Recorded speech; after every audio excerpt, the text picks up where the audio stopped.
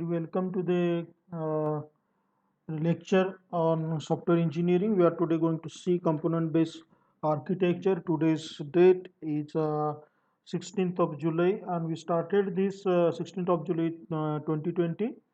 This presentation I actually made in updated in August 2019, and because there is not much we can say new things are added into the topic. I haven't updated it more. So first we require to know what is component based design. I'm also going to revise a few points regarding the software engineering CAE 1 that you are having on 18th of July, and uh, that is what we are going to uh, see.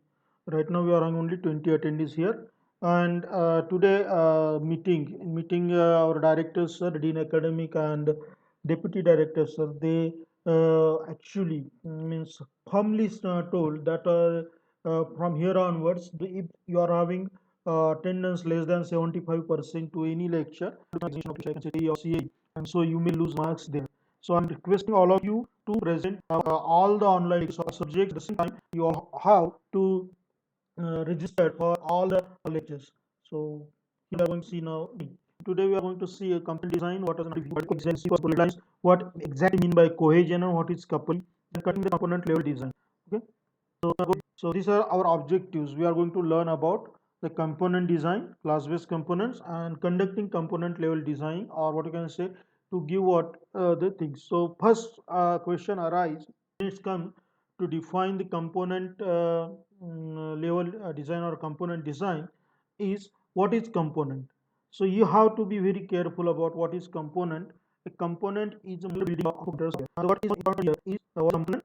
It is a modular building block. Now let's what is modular building block.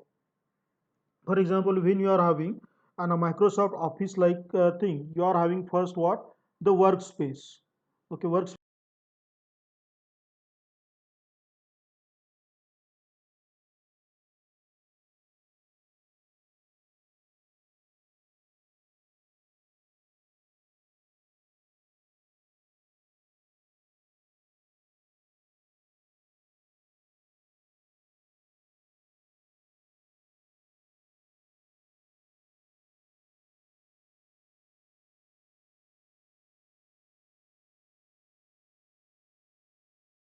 means where you are actually typing your documents. Let's call this as a worksheet or workspace, whatever you can call this.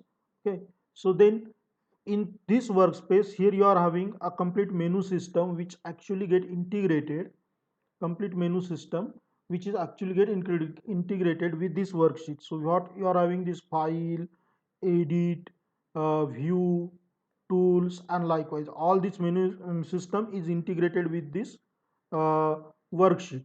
So when you say when this menu system file says new, a new workspace get created into this workspace component. So these are the component. Then you are having the say drawing tool. Drawing tool is an independent component. Whenever you require to draw some drawings, you are actually using those things. Then here you are having some tools, let's say called a word art tool, and likewise then you are having the template tools. Okay, then you are having the mathematical symbol tools, then you are having some other components. So when we say all these components are actually connected with this central component, that is worksheet, because if you are not having this central component worksheet, other components have no meaning. So this is what you can say. So if you see, this is a modular or this is a module. This toolbox of drawing is also module which is integrated with the workspace, and workspace itself is a central module. This can be viewed as a main program. If you consider structured programming, then a main program in C language which actually calls certain type of you can say subroutines or functions, and those functions are independently defined somewhere. These functions can integrate with each other, means they can pass parameters to each other or retrieve parameters from each other, and at the same time they are using all the parameters which are global in a main program. So here this workspace acts as a main program, and the rest is acting as the components, or you can say a simple sub program. So even if something fails, let's say suppose if this font design fails here, what happen? Nothing, because your workspace still work correctly and other components are working correctly. In structured programming, what happens? Even if one function fails, the entire program goes down. Entire program goes down. So when we say component, this is not modular, because these are not independent from each other. Here they are cohesive. They are actually strongly coupled, strongly connected with each other, and it is quite difficult. For example, if you consider a wall, the brick in a wall is what we call as a structured programming. And if you consider a wall itself, a hanger in a wall, you can consider it as a modular programming. Okay. So this component is a modular building block of a computer software that you have to keep in your mind. So when we say component programming or component design, what actually we are considering that instead of creating the entire software at one you can say go, you are creating small modules. Okay, a module for file processing. Okay, workspace is the central here. Workspace is common with all these modules, because workspace act like a common base where all modules are giving input to the workspace and actually getting input from the workspace. So those workspace is the first module that you require to design. Okay, workspace is the first module that you require to design. So when we say this component, that is a now object management group OMG unified modeling language specifications. So it's defined component as a modular, deployable, and replaceable part. Modular means it is independent from the entire system, and thus it is actually communicating with the rest of the modules to form this. That's why when you open the office and if you don't require the drawing toolbox, you can close it. It makes no difference in the performance of your word typing. Okay, so it is deployable. Deployable means it executable on the on demand. Whenever you require the drawing toolbox, you can invoke that toolbox. So it is deployable. It is replaceable. Let's say suppose you found a third party say add-on which is more advanced than the tool already available Microsoft toolbox for the drawing. You can use that third party instead of using the default toolbox, and that is what we call as a replaceable. So when we say modular, deployable, and replaceable part of a system, because the entire system is there, and so such systems, generally such softwares, also called as integrated environment. Okay, so this integrated environment may be integrated development environment, integrated documentation environment, integrated computational environment, and likewise. So there are different type of you can say applications design standalone small models which individually uh, have very less or no meaning at all. Okay, but when they come together and form a particular system with a common goal, that actually creates what you can say a very good and efficient system. And even if the one module fails, it still gives something what we call say. And this exposes a set of interfaces. So what are the set of interfaces? Here is a simple thing. Here you are having a workspace module. This workspace module is have the interface for the type, and this type interface is actually connected with a keyboard where you are having this connectivity, and a user, I'm saying a human user, is actually entering data in this interface or using this connector in this module of worksheet or workspace, whatever you can call this as a workspace or worksheet. And now this worksheet module, when you are typing anything into it, it actually grabs it. But to grasp it, you are having a button just like in a form, what we call as a save. Whenever you press this save from the file menu, what exactly happens?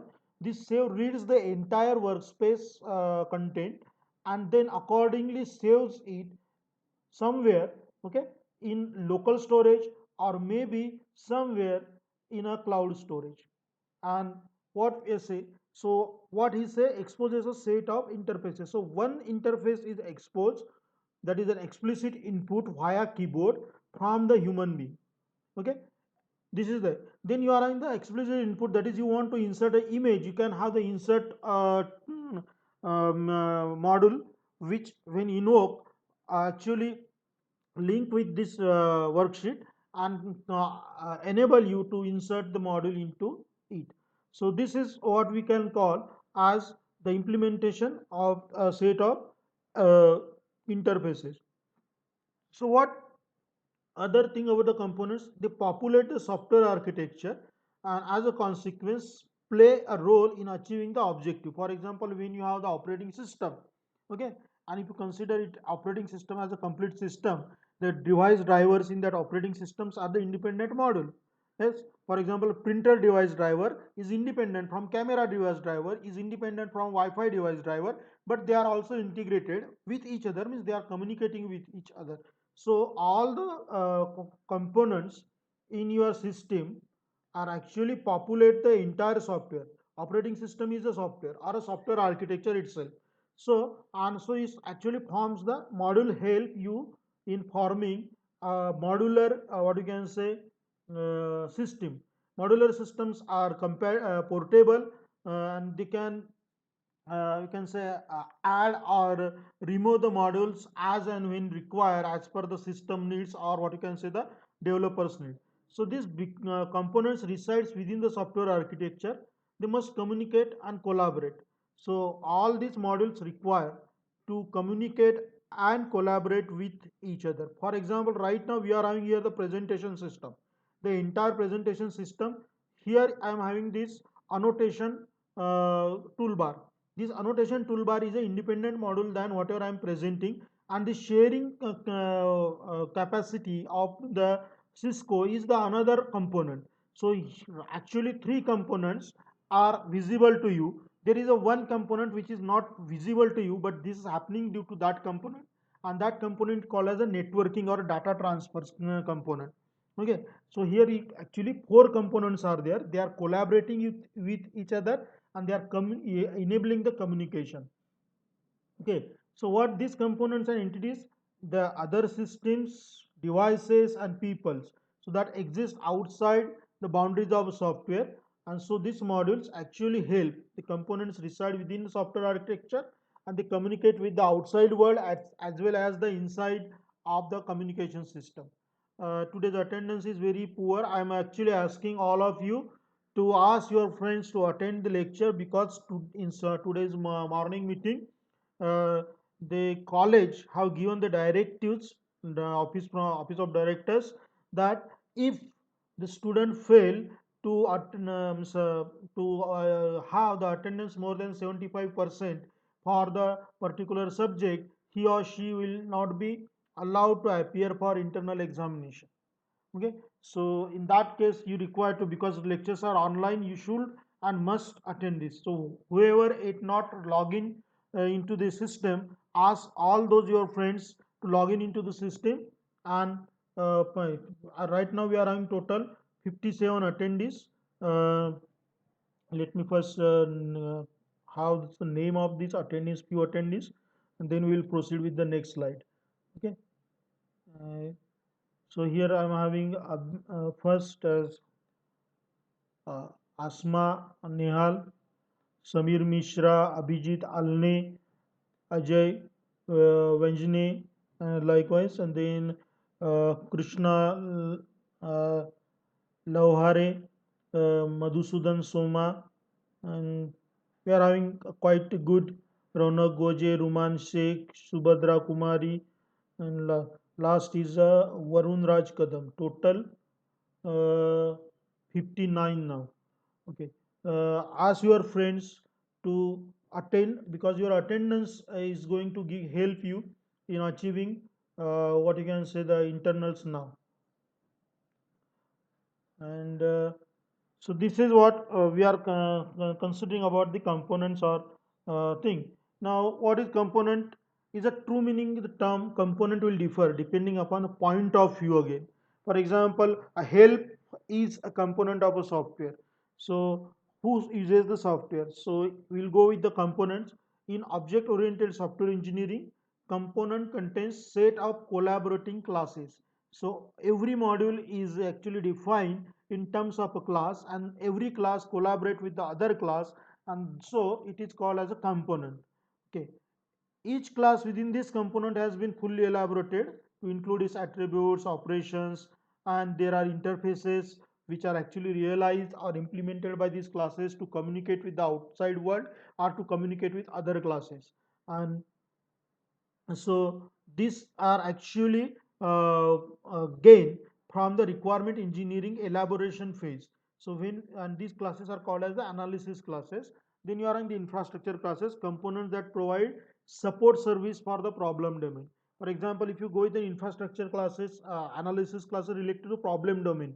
So all graphical user interfaces with which actually the external user interact as called as the analysis classes, and infrastructure classes are those classes which actually gives the platform for working. For example, worksheet or workspace in a Microsoft Office is a infrastructure class.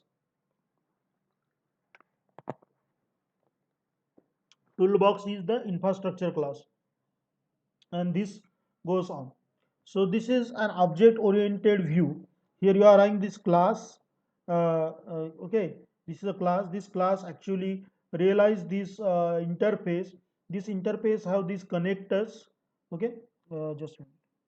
This is the class definition. Analysis class is there, which actually the print job. So this is analysis class is about printing. It has some attributes like a number of offset like this, and it's a what you can say compute the control and pause the printing. These are the two methods. So this realizes, this is the realization symbol in UML. This realizes a print job interface. Okay, so this print job interface have these two connectors. This is the one connector. This is the second connector. Okay, so these connectors are then have interface connectors. They are actually having what you can say printer connected here. Input printer is connected here. So for the printing, so this is an object oriented view, or what you can say class based components in what you can say object oriented software engineering. So if we go with this object oriented software engineering, this diagram is adapted from the book of Roger Pressman, Software Engineering, a practitioner's approach. Okay, now what is the traditional view of a component? In the context of traditional software engineering, a component is a functional element. Just a minute. Hello? Hello? Huh. Sir, I'm busy in a lecture. I will call afterwards.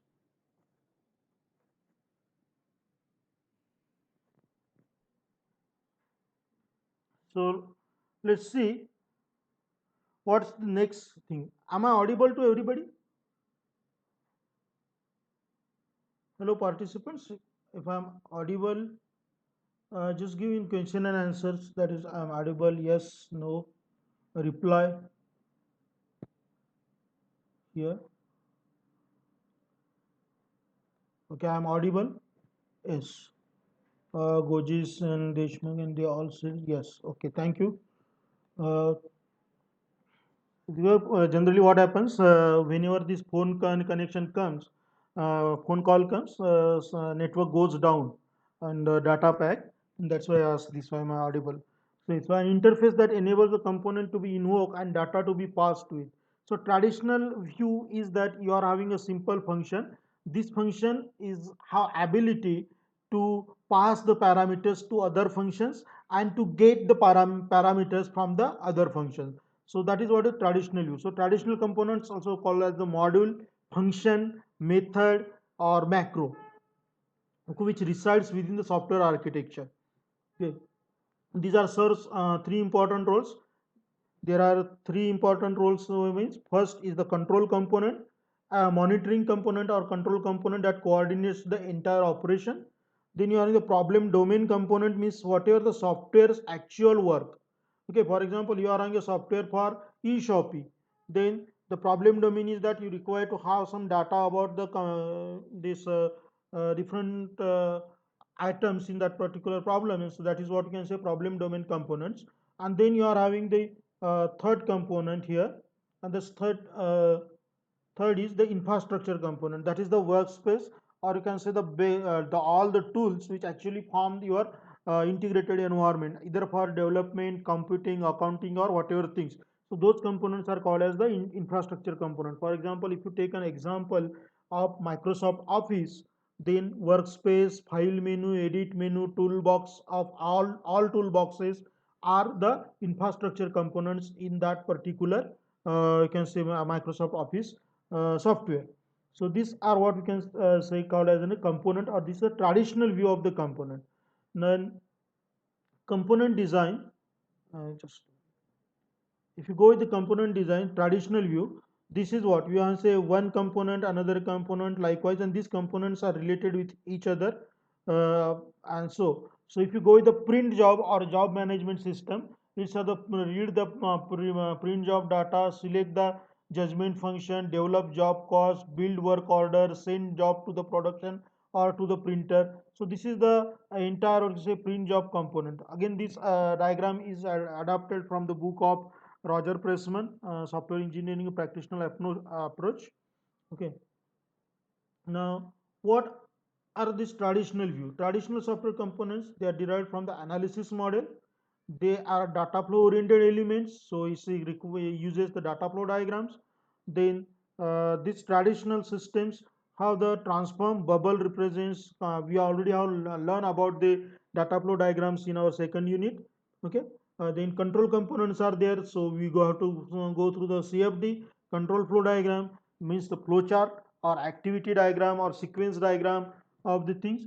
And then we have the effective modularity design concept, where these modules are actually attached with each other, or they actually work with each other to form the final system. So just like this object oriented view, we are having a process related view in a component design. So over these past 2 decades, the software engineering community, they emphasize this need on the process oriented. What is process oriented means? There is a particular type of things. So if you have a essence a catalog proven design for code level component, then these processes will work properly. For example, when we say machine learning, we are having a particular process of data analysis. Once you get that process, means once you learn that particular process, no matter how large amount of data you are putting into the process will like always give you the accurate results. Okay, or near to the accurate result, or what we call as an approximately accurate results. And so these components are there, which are advanced one process components. So you have to consider process components also. So we are having the class based components. Okay, so these class based components are the integral part, are the main part of the OODS, or object oriented software engineering. Okay, so object oriented software engineering class based components are the main part of it. Then what is this object oriented software engineering? There is one principle for this. It's called as open close principle, or OCP. A module or a component should be open for extension but closed for modification. Means, yeah, for example, say let's say suppose you created a browser application. You created the browser application, but this application say lacks some features, and user have given you that the user require these features. But instead of embedding those features as an integral part of this browser, okay, as the integral part of this browser, you are providing those features as what we call as add-ons to the browser. So what this is called as open close principle. So this module, browser module, is open for the extension or add-ons, but these add-ons are not directly integrated into it. So whenever you get a software and a patch to work with it, you can say that software is designed using the open close principle approach. Next approach in software these design principles is the Liskov substitution principle, where subclasses should be substitutable for their base classes. Then dependency inversion principle. Subclasses should be substitutable for their base classes. Yeah, example we already discussed in the same lecture is that if say suppose you get a third party toolbox for drawing the images and other say graphics better than whatever available with the Microsoft Office, you are going to use that toolbox. Okay, so that is what we call as a Liskov substitution principle. So here you are allowing the user to add third party patches, more efficient patches into your system. Then dependency inversion principle. Say dependency inversion principle means here you are having a document. So when you are actually creating this document, you are inputting data into the document using your keyboard. But once your document is ready, and now if you are having a text to speech, what you are doing, you are exporting or you are extracting data from that particular document. So the dependency of this document on input devices invert. Okay, so this inversion principle means I input to a process can be the output of the process. So same thing means, for example, when you type in a computer some letters, those letters get inputted to the computer. Computer actually output that to your display, and so that is a inversion principle, a dependency inversion principle which is used here. And so this is the one principle which is used for class-based components. Then you are in the interface segregation principle. So many client-specific interfaces are better than one general purpose interface. For example, if you are having a admin, you for the admin purpose you require to create the one graphical user interface. For a power user, you have to create the one graphical user interface. For a guest, you have to create the one graphical user interface. Right now, we are using the Cisco WebEx for our online training. Okay, but this Cisco WebEx for online training actually help us in identifying the two things. One is this interface segregation principle. The interface which is available to the presenter, means right now to me, is different from the interface available to you. There are few commonalities and few differences, and that is what we call say segregation. So as per the rights you want to give, operational and access rights you want to give to the your end user, you have to design different interfaces for them, or you have to disable or enable few feature from an interface based on the administrative rights given to the end user. So this is the one way, that is the basic design principle of class-based components. Then you have to go with the release reuse equivalency principle. Okay, so release reuse equivalency principle, we already have seen this in the software usability things. These principles actually goes with only one thing, and that release reuse equivalency principles means whenever you are using some ID, integrated development environment, what you are having a form ActiveX control, okay, or a form is already designed, so you simply drag and drop it into your workspace and you make something. So you are actually reusing that form design. That is a release reuse equivalency principle. So you are actually creating the standard libraries which can be reused by the other developers for say their programming purpose. Even if you go with the Python for artificial intelligence, they are having TensorFlow, scikit-learn, and other like libraries design and develop. And those libraries can be used, and those libraries require to be refined over the time and have to release once again with the only principle, that is a reuse principle, without making much changes in their what you can say interfaces. Okay, command line interfaces or graphical user interface. Then there is a common closure principle. The classes that change together belong together. For example, if you are on a class of a file processing, okay, then you are having a class for the printing, then the file processing and printing printer class, this should have to belong together. They are strongly connected with each other, and that is called as a common closure principle. This is generally practiced while designing the menu system. For example, if you go with the title file, you will find all the classes which actually work with the files are gathered together there. If you go to the edit, you'll find all the classes and operations gathered together there, and that is called as a common closure principle in a class based design.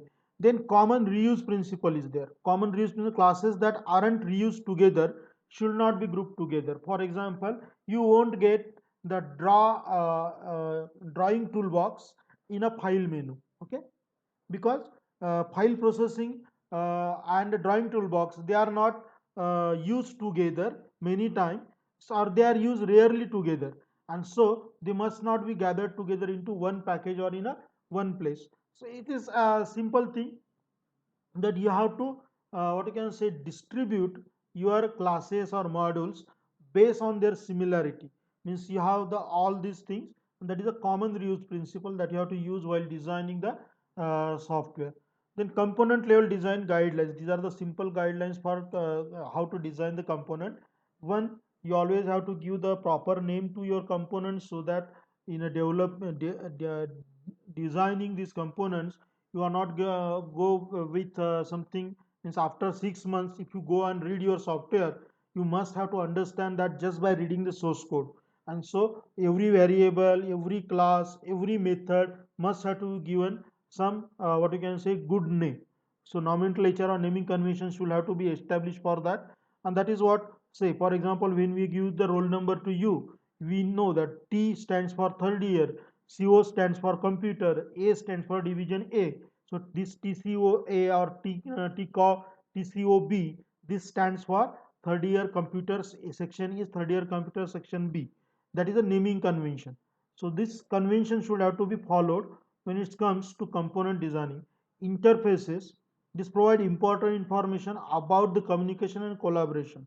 So your interfaces should have to be used, you can say, very properly. Every interface must have to be rechecked at least thrice. I am not saying twice, thrice, for its correctness and performance. So interfaces provide this important information. There are two type of interfaces: major, explicit, and implicit. And we are dealing here with the explicit interface. So representation of interfaces tends to complicate component diagram. Then dependencies and inheritance.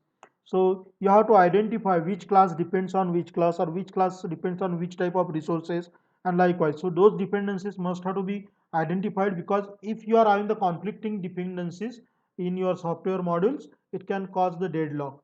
Inheritance means the class is actually inheriting the properties from the other class. So you have to also work on that inheritance of the classes in the component level design. So when we say component, now component level design, there's a lollipop representation of an interface should be used in this UML format. Lollipop representation is interface is actually when is considered here in UML is shown like this circle with a bar. So this is called as the interface representation. That's why it's a lollipop representation. It has nothing to do with something. Is simply the symbol. And consistency interfaces should flow from left hand side of the component box. This is the symbol for a component box. You have one rectangle, then you are having this another rectangle, then you are having a larger rectangle containing this. So here you know that this is the completely implemented component, and this component actually realizes this interface. Okay, so this is what this may flow from the left hand side of the component box. So this is flow, this is always shown on this side.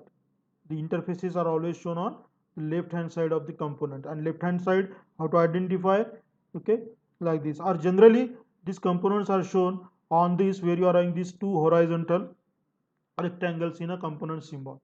So this is a drawing convention of the unified modeling language. Now only those interfaces that are relevant to component under consideration must have to be shown in that particular diagram. Else otherwise it is not necessary to show the relations these components. Addition component interdependencies should be represented via interfaces, and likewise. So what is cohesion? Let's take an example of wall. uh, and in a wall you are having a electrical socket fit. So this electrical socket is fit cohesively with the wall. To remove that electrical socket from the wall is quite difficult. Yes, so that is a cohesion. So when you are in a class and the another class is cohesively attached, for example, you are in the file class and your worksheet. The file class is useless if there is no worksheet, and worksheet is useless if there is no file class, which is attached. So these two are having a very strong attachment with each other. So this is called as a cohesion. Then you are having the coupling. Okay, so we'll go with this functional cohesion, this exhibited primary by coupling is something where you can have say you are having a wall, and on this wall you are having a key hanger.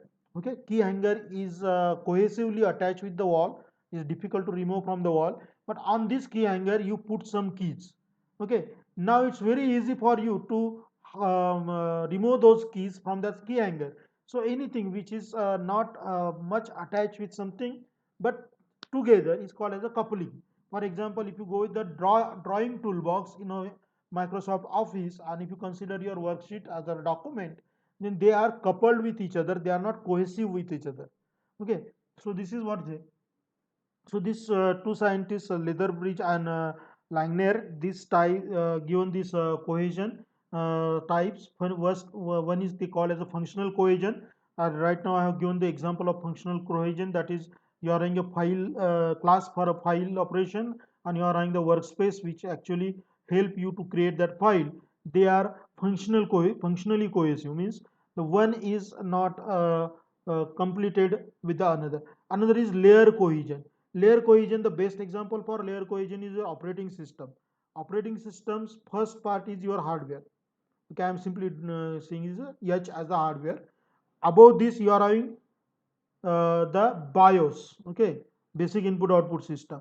Above this BIOS, you are having uh, memory management system. Above this memory management system, you are having process management system. Above this process management system, you are having information management system. Above this information management system, you are having your application layer where other softwares are installed. So if you see this, this is what we call as a layer cohesion. Okay, means all these layers are cohesive, they are strongly connected with each other, because if you delete one layer, the other layers will automatically collapse. So this is what we call as a layer cohesion, which is the operating system architecture by default, all operating system architectures. Then communicational cohesion, you are running a client program, you are running a server program. A client of a particular server always connect with that server on a particular port, and they can't communicate with each other via other ports. So these all operations when they are defined, so you are having a class defined for the client, you are having the class defined for the server, and those classes are actually communicating with each other via network. We call this as a communicational cohesion. Okay, so this communicational cohesion many times when is not much you can say cohesive, we call that as a collaboration. So communication and collaboration are essential elements of any object oriented system, and it increases. So coupling is called qualitative measure of degree. For example, when you are on the different toolbox, you can have this toolbox, or you can't cannot not have that toolbox in a particular project development, and accordingly you can say activate those toolbox. So that is what we call as a communication, collaboration, coupling, and likewise. Yes. So this Lethbridge and like Dagnere coupling category is also given. One is called as a content coupling. Content coupling means when you click on the link in a website, you goes to the particular content, and likewise. So those contents are coupled with that particular link. These are called as a content coupling. Occurs when one component surreptitiously modifies data that is internal or another to the another component. So this is a content coupling. For example, we edit and likewise. So this then there is a common coupling occurs when a number of components all make use of a global variable. Means workspace is having some data, or global variable is here a workspace, and all the components are using that global variable. Workspace file menu is using it, edit menu is using it, toolbox is using it, view menu is using it, help menu is using it. We call it as a common coupling. Okay, so this coupling can lead to uncontrolled error propagation and unforeseen side effects, because many times these couplings need complex communication between all these components, and the communication handling such a communication many times is difficult, and so it leads to a very complex architecture. And in this, there is another what is called as a control coupling. Control coupling means, say, suppose right now we are using the WebEx, and there is one program is running which is not visible to me or not visible to you. That program is actually recording how much attentive I am with the training. Okay, while giving or delivering the training, at the same time it's also calculating your attention, and that is what we call it as the control coupling. So control coupling are there. For example, if when you are using a cloud-based services, which actually charges you, or when you are using your mobile services, okay, there is a control coupling of monitoring service which actually monitor the usage and accordingly bill you. So that is a control coupling. Then you are in the stamp coupling. This occurs when class B is declared as a type for an argument of an operation of class A. So the class B is now the part of definition of this class A, and so class A can modify it and do something. So friend classes can modify their methods likewise, or abstract classes. There you can say it is a stamp coupling. So these are what you can say thing. Then based on the common data, you can also have this data coupling. Testing and maintenance are very difficult when it comes to data coupling, because some data if get managed, or you can say implement modified by the some classes, you require to be very you can say careful about this thing, because if the data is of financial matter, then uh, right mathematics must have to be enter into that data. Then routine call coupling is there. That is what you can say, call is made to the something. For example, when you want to transfer some data from your device to another device via Bluetooth, it says what you can say, authenticate the device. That is called as routine call coupling. So when operation, then inclusion or import coupling is there. This component includes packages or other content of the component B. For whenever you are importing some libraries, this inclusion or import coupling works there, because those libraries are not always necessary, or not all the routines of the libraries are necessary in your program. So you are now either you are importing all the routines, or you are importing only few routines of that library. So in a type use coupling is there. This occurs when component A uses data type defining component B. So obviously, friend classes can use the methods. So this called as a type use or overriding, what we call generally. Then external coupling. The component communicates with the other components, collaborates with those in infrastructure components, and can give you the complete result. Then it's called as an external coupling.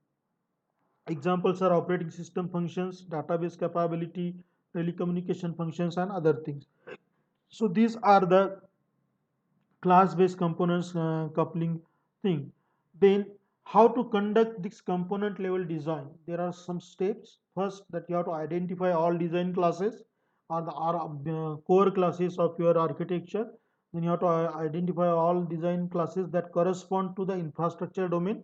Okay, means the center class. For example, if you go with a notepad or word-like structure, or even if you go with your software development thing, workspace is the core class. Then you have to elaborate all these design classes that are not acquired as a reusable components.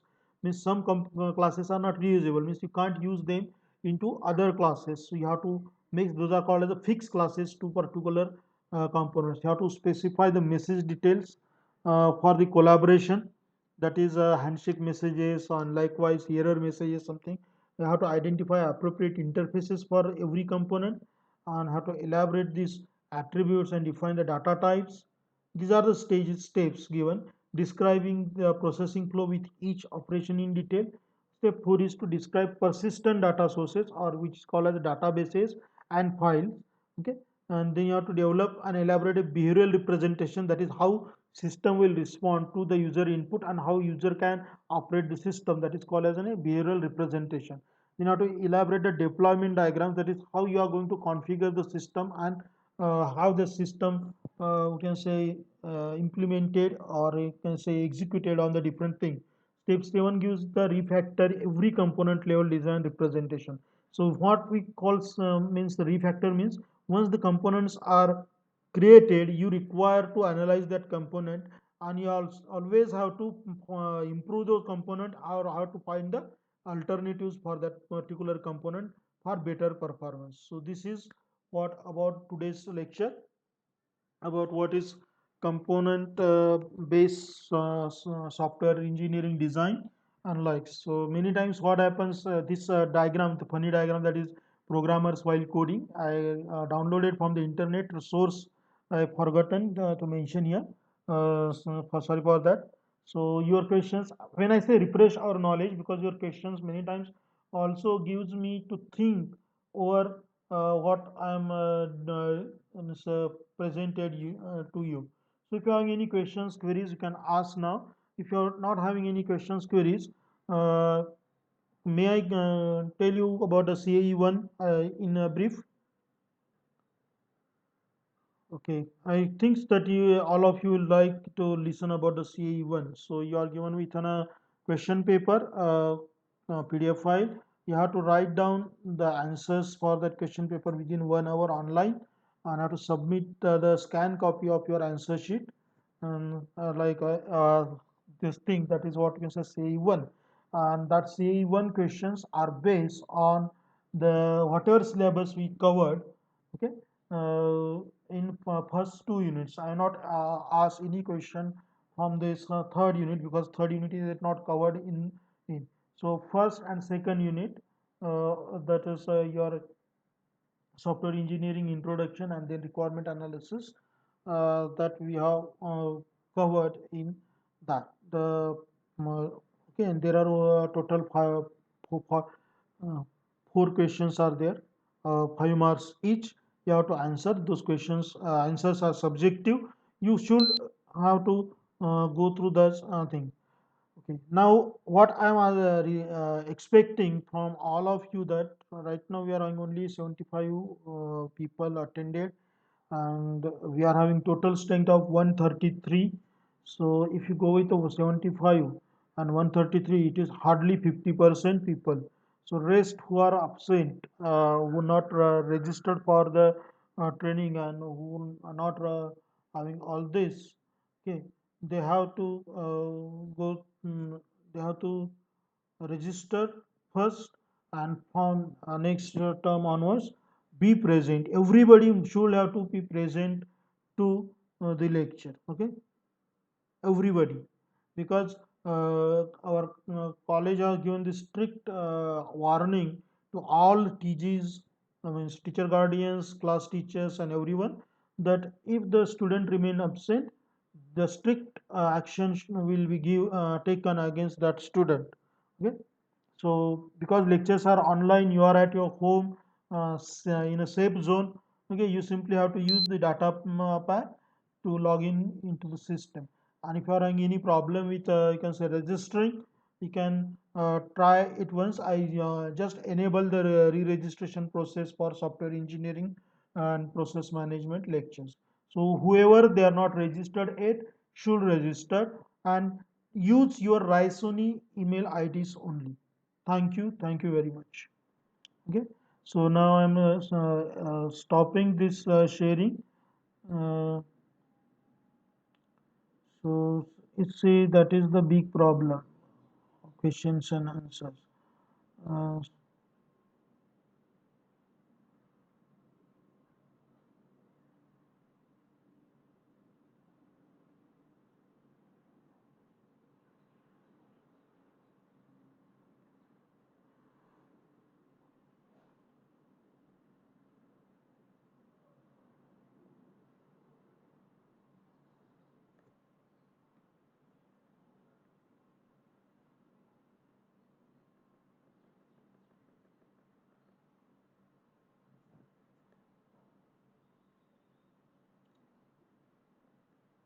what happened? Question answers. Big problem. Question is removed. So I'm really uh, thankful for you people to remain with me for this hour. Thank you very much. I'm ending the trend.